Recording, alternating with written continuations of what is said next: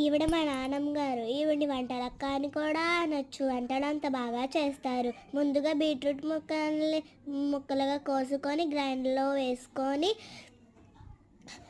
అల్లం వెల్లు అల్లం వెల్లుల్లిపై జీలకర్ర వేసుకోవాలి.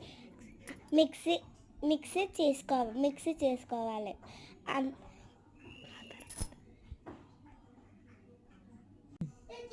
పూరి పిండిలో కొంచెం ఉప్పు నూనె వేసుకొని బాగా కలుపుతూ ఉండాలి.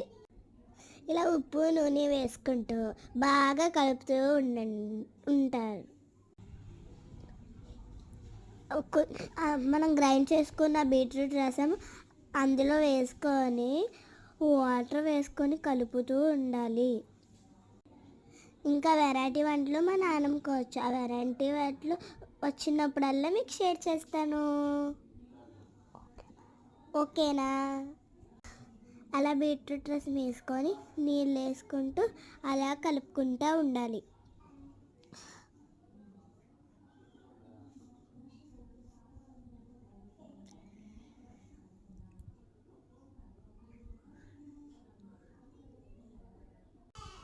కలపాలి బాగా కలపాలి